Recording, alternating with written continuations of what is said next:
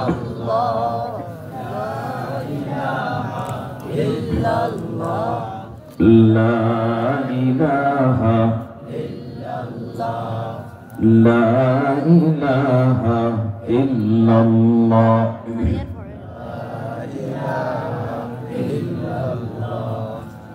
la ilaha illallah,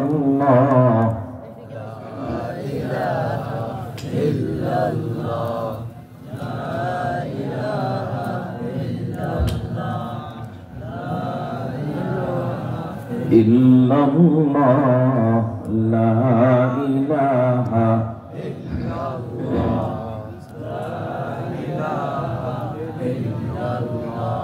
la ilaha illallah,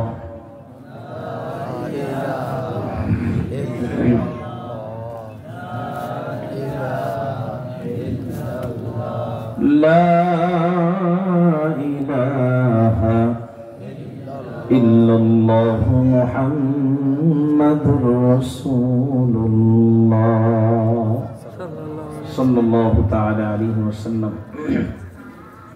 Syedur Rahman নুরানি Hafizia model মাদ্রাসা ও ইতিমখানার উদ্যোগে আয়োজিত দ্বিতীয় বার্ষিক ওয়াজ ও দোয়া মাহফিলের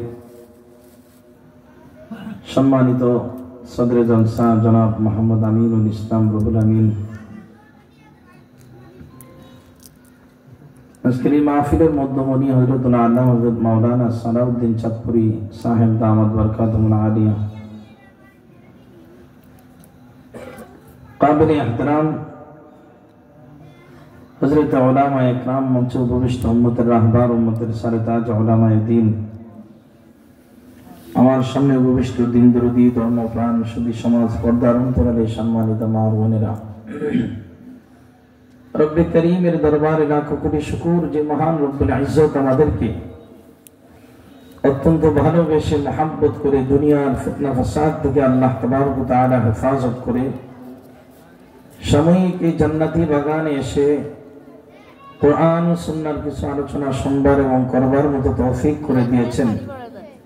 সেজন্য রব্বে করিমের দরবারে জবান খুলে সমস্বরে কালিমাতুশ শুকর আদায় করে পড়ি আলহামদুলিল্লাহ, আরো জোরে পড়ি আলহামদুলিল্লাহ। মুআজ্জাজ আল মুকাররম হাজিরিন,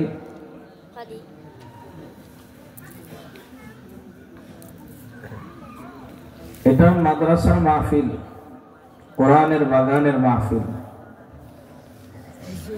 শুকরিয়া আদায় করি ওই সমস্ত ইন্তেজামিয়া কমিটির মধ্যে যারা আছেন। আজকের এই উম্মতের দুর্দিনে ক্রান্তির লগ্নে আপনাদের অক্লান্ত পরিশ্রমের মাধ্যমে এই মাদ্রাসা, এই দ্বীনি প্রতিষ্ঠান টিকিয়ে রাখতেছেন। যখন পৃথিবীর জমিনে বিভিন্ন জায়গায় মুসলমানদেরকে নিধন করার ফিকির চলতেছে, বিশেষ করে বাংলার জমিন থেকে কিভাবে ইসলামকে তাড়ানো যায়, সেজন্য বিভিন্ন দল মতের মাধ্যমে বিভিন্ন কৌশলগত দিক অবলম্বন করে তারা এদেশ থেকে মুসলমানদেরকে জঙ্গিবাদ আর মৌলবাদ আখ্যায়িত করে মুসলমানদেরকে নিধন করতে চাচ্ছে।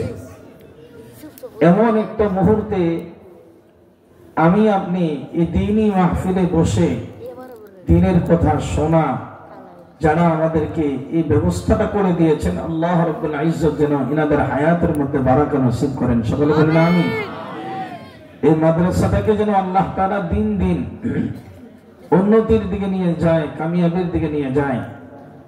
এখান থেকে যেন হাজারো হাজারো তালিবে ইলমরা কোরআনের হিফজ করে বের হতে পারে, আমরা সে দোয়া করি। সকলে বলেন আল্লাহুম্মা আমিন। আর জোরে বলেন আল্লাহুম্মা আমিন। প্রিয় ভাইরা আমার, পৃথিবীর জমিনে আমরা আসছি, সবাই স্বাধীনতা চাই। মানুষ বলতেই সবাই কি চায়? স্বাধীনতা চাই। সবাই আমরা স্বাধীনতা চাই। এই স্বাধীনতা চাইতে চাইতে আমাদের স্বাধীনতার 56 বছর, ঠিক কিনা? স্বাধীনতা পাইছেন? এদেশে মুসলমান স্বাধীনতা পায়নি। যারা পেয়েছে তারা মুসলমান না, তারা ইহুদি, খ্রিস্টান, হিন্দু, বৌদ্ধরা স্বাধীনতা যা লাগে সব পাইছে, কিন্তু এই দেশের মুসলমান পায়নি, ঠিক কিনা? এত স্বাধীনতার পরেও তারা বলে যে তারা স্বাধীন না, তারা পরাধীন। তা আমি তাদের এই কথায় আমার ছাত্র জমার হেফজ যখন পড়েছিলাম তখন কার উস্তাদ এবং তারা একটা ঘটনা আমাদেরকে শোনাইতেন। দুজন ব্যক্তি রাস্তা দিয়ে হেঁটে যাচ্ছে, একজন ডান দিকে আরেকজন বাম দিকে। একজন খুব সুঠাম দেহের অধিকারী, আরেকজন একেবারে জীর্ণ শীর্ণ, ধাক্কা দিলে মক্কা চলে যাবে। তো যিনি মোটা একেবারে সুঠাম দেহের অধিকারী, উনি রাস্তা দিয়ে হাঁটতেছে, হঠাৎ করে একজন জিজ্ঞেস করে, ভাই তোমার নাম কি? আমার নাম চিকন আলী। নাম কি? আমাদের দেশটা এমনই, কালো ব্যক্তির নাম সুন্দর আলী, সুন্দর ব্যক্তির নাম কালামিয়া। মুহতারাম হাজরিন, ওই লোকটা যখন বললো যে আমার নাম চিকন আলী, তো চিকন ব্যক্তিটা ওই মোটা ব্যক্তির দিকে একবার মাথার দিকে তাকায় আর একবার পায়ের দিকে তাকায়। মাথা থেকে পা পর্যন্ত পুরোটা দেহ পর্যবেক্ষণ করতেছে। আরেকজন জিজ্ঞেস করে, ভাই তুমি এইভাবে তার দিকে তাকাচ্ছ, কারণটা কি? ওই চিকন ব্যক্তি বলতেছে, আমি তার দিকে তাকাচ্ছি কারণ হলো ওনাকে একজনে জিজ্ঞেস করছে ওনার নাম কি, তো উনি বলতেছে ওনার নাম চিকন আলী। তো আমাকে যদি কেউ জিজ্ঞেস করে তোমার নাম কি, আমি বলবো আমি নাই।